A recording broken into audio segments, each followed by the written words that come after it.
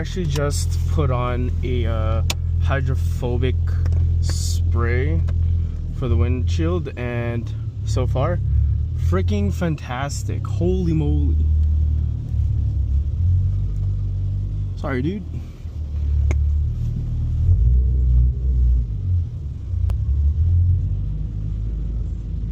So it's been a while since I uploaded on the channel. A lot has gone on. Actually, lots has gone on. First of all, we've pretty much finished my body kit on this car. So in terms of what I have on the car, I'm gonna do a full walk around eventually, but I wanted to do a bit of a review on the coilovers. Oh, of course it's gonna start raining as soon as I car washed. Anyways, so I bought coilovers on right-hand drive Japan. The BLITZ ZZR or ZZR, and quite honestly, they've been fantastic. I've been driving on them for about a month now, and I kind of wanted to just do a little bit of a review on them. So far, these coilovers, the first time I put them on, just how they came from the box, they weren't really the best, just because the coilovers were set up halfway stiff and halfway soft. So there's a 32 settings of damping. So it was set up at around 16. So 0 being the softest, 32 being the stiffest. They were set up to be about 16. And quite honestly, they were pretty stiff for my liking. From my previous experience with coilovers, I've had a KW variant 3 as well as ST XA coilovers on my FRS. So I've had RSR springs on this car, and then now I have the BLITZ ZZR on this car. So in terms of how those things rack up or rank, the ZZR have been pretty stiff. So KW has been the most compliant. Honestly, they've been the best feeling coilovers, but that's what you get for the price, right? They were about, when I bought them, they were only 2,000 Canadian. I think they've gone up in price now to about 2,800 or something like that. So they're quite expensive. Then there's the ST coilovers, which is the second best. Wow. That guy does not know how to drive. He just turned left from the complete right side.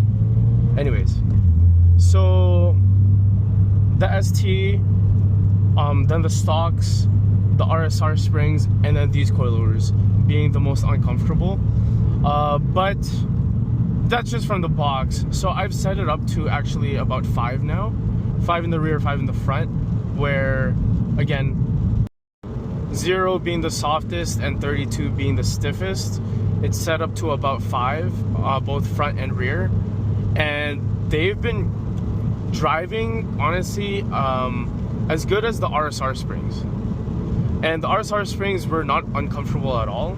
They were just slightly stiffer than stock, and they felt fantastic. So the BLITZ ZZR with about 5 stiffness, both front and rear, is about where the RSR springs would be in stiffness, and they're fantastic. I've driven this pretty hard around corners just to test it out, going on ramps, off ramps, and these coilovers can take it, and they've been fantastic. The first week I've had these coilovers on, I couldn't get an alignment shop to align them, so it was a little sketchy. My alignment was pretty spot on at the front, about -1.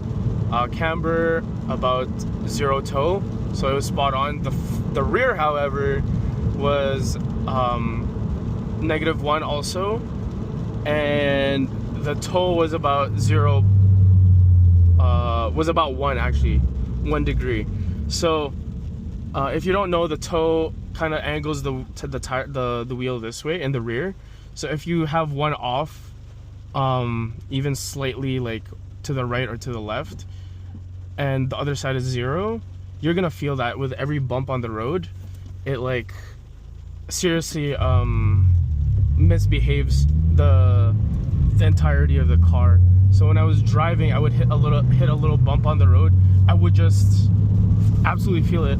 I think what they call it is bump steer, and that was very unsettling to drive. I thought at first when I got the coilovers, I thought, oh, it's too stiff and that's why I'm getting so much bump steer. So I actually set up to almost like 1, because you're not supposed to put it full soft. I had it at like 1 or 2 or 3, something like that, and it was still doing it. And then I put it to full, almost full stiff, about front and rear 20, and it was very unsettling driving. So I ended up thinking, you know what, I don't know if these are just bad coilovers or if I just need an alignment like ASAP. So as soon as I got alignment, went to VS1 Auto. They got me set up right. I'm running about 2.5 at the front camber and -2 in the rear, and 0 toe, 0.1 toe in the rear. I believe that's factory specs for this car, 0.1 in the rear. So I trust those guys because those guys have Gen 1, Gen 2 BRZ FRSs, and this is the setup that they run in their track cars. So honestly, so far they've been fantastic, and I absolutely love them.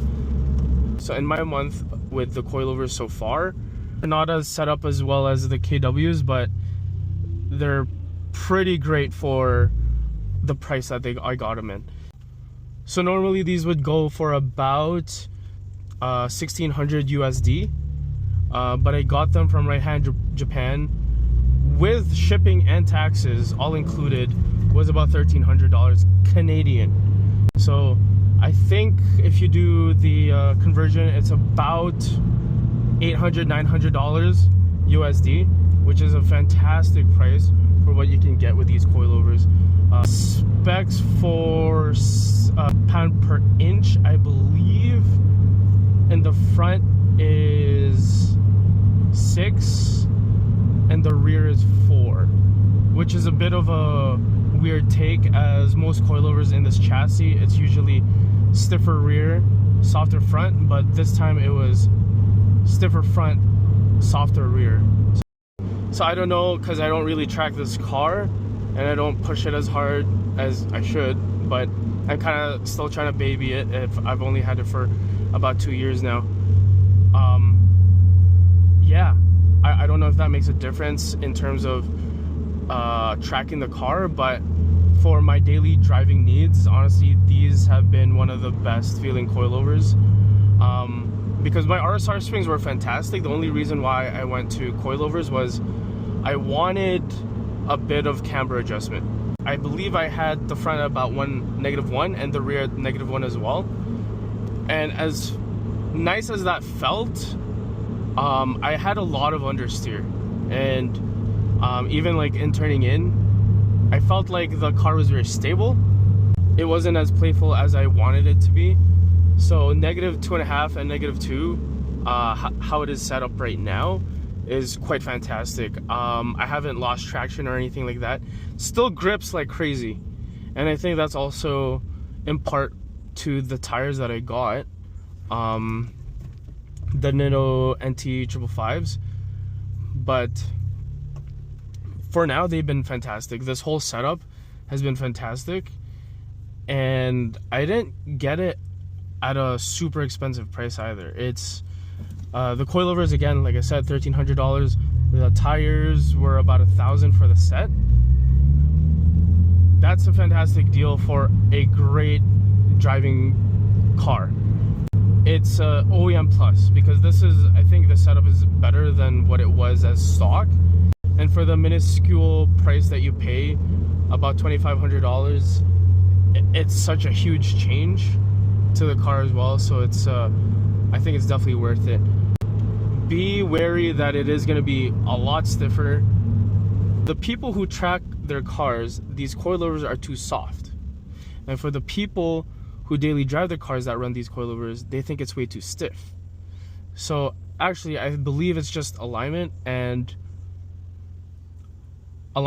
damping settings that they really need to play with, because right now it feels very good and it's not unstable at all, and it feels fantastic. So I have it lowered about 2 inches exactly from factory, or maybe 2.5 at the front, and then the rear about 2 inches. So we'll actually pull over and we'll measure the front as well, and you can see the camber from the wheel and fender.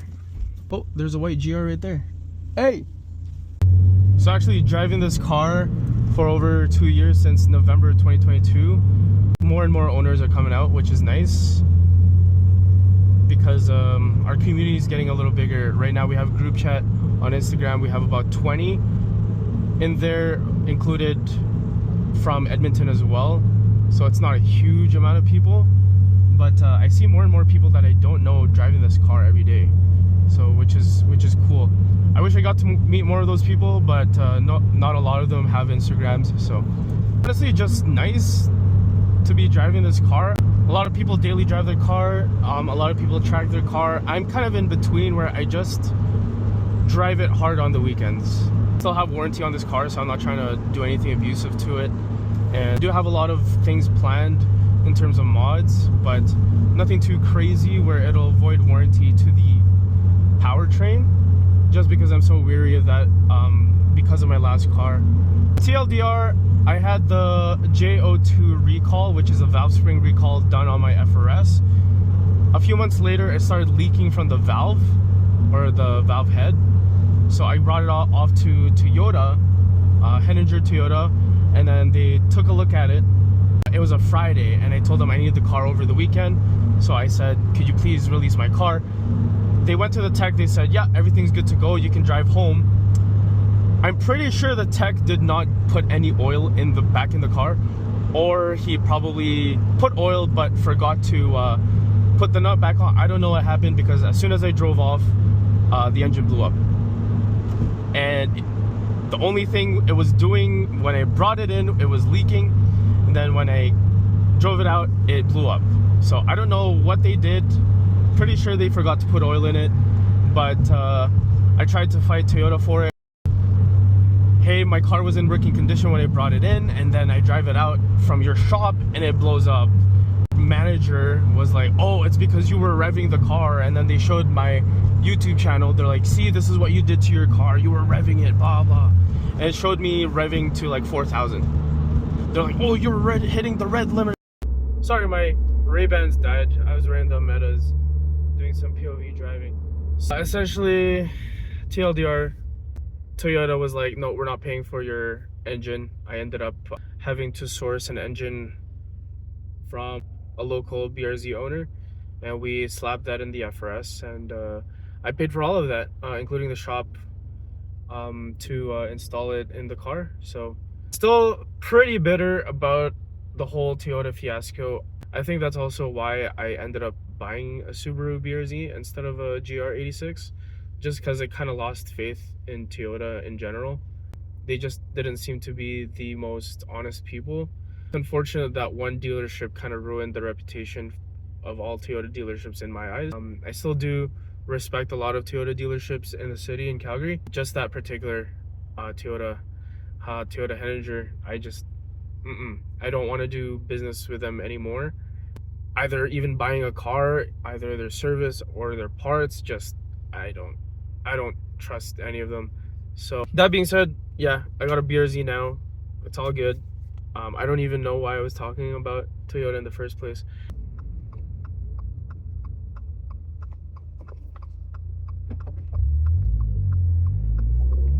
There is a person on crack cocaine just walking around.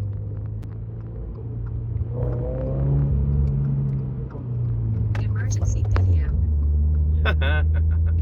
Yeah, so I got a dash cam that every time it senses more than 1 or 2 G's, it'll just say emergency video, and then it'll just like automatically save. It's really funny. Which I don't know if that's a good or bad thing. Concludes the review of my coilovers. Honestly, it's been fantastic. Slower bumps is a bit of a pain. Like you could really feel the bumps. But then again, the road that by my house is pretty bad. I also need to raise these coilovers. They're pretty low because I scrape getting in and out of my apartment. It's really annoying. Comparing it to the springs, just because I drove it back to back with the springs and then the coilovers, the springs were a little bit more compliant in terms of like harsher bumps, and they were very stable around corners. But versus the coilovers, they're very agile, and I feel like you can turn in a lot quicker and have better steering angle with the coilovers. That might also be due to the alignment, but like I said, you can't get that much camber out of a spring because I only had camber bolts and lowering springs. I think I got a max of negative 1.5 in those. Turning angle and just overall agility of the car, it has been increased tenfold. They're honestly fantastic coilovers. Versus the springs, they're pretty stiff still, but only on lower speeds. In terms of highway and everyday other use, even like 50 kilometers an hour, you don't really feel the difference between the springs and the coilovers. It's just, yeah, like under 20 kilometers an hour hitting a bump is quite egregious in this setup. For now, the Blitz coilovers, I absolutely recommend. There's not a lot of American or Canadian reviews on them just because they are a Japanese manufacturer that doesn't really have a lot of support in North America, so just keep that in mind. But at the end of the day, if you get coilovers and they break, they always say they have lifetime warranty, this and that, but from my experience, they don't really honor that warranty anyways, and you're gonna have to pay out of pocket in order to replace certain parts. And you might as well buy an entire new set. So for now, I'm pretty happy with the Blitz coilovers. They've been fantastic, and they're quite great. And let's do a quick walk around the car actually, because I want to see the stance. All right, just to see the stance of the coilovers. So the rear is quite low, and the front, let's get around this pillar.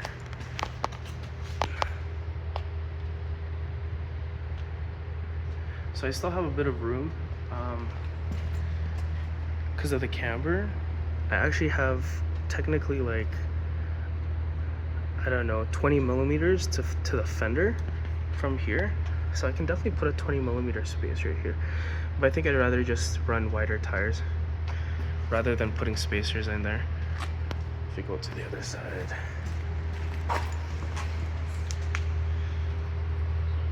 So yeah, I can just get about a finger in there. Less than a finger.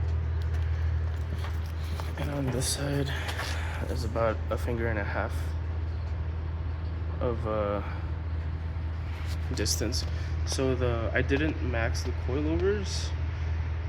I believe they had roughly about this much thread left. So if I really wanted to, I can definitely dump the rear. As for the front,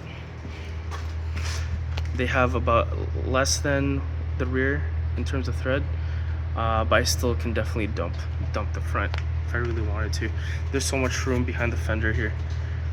But yeah, that's what the car looks like. And that's what the coilovers look like inside the engine bay.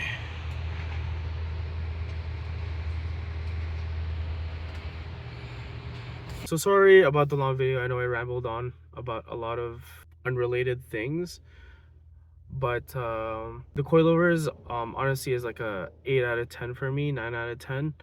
It's not a 10 out of 10. 10 out of 10 would be the ST coilovers or the KWs, but for the price, you can't beat the quality you get out of the Blitz. It was essentially 50% off when the Japanese yen just nosedived in price. These again were about 1600 USD, and they were on sale for 800 USD. for me, it was a fantastic deal, and I would recommend right-hand drive with the BLITZ coilovers. Hopefully they still have some. Again, shout out to right-hand drive. You guys have been fantastic. Hope you enjoyed the video. Peace.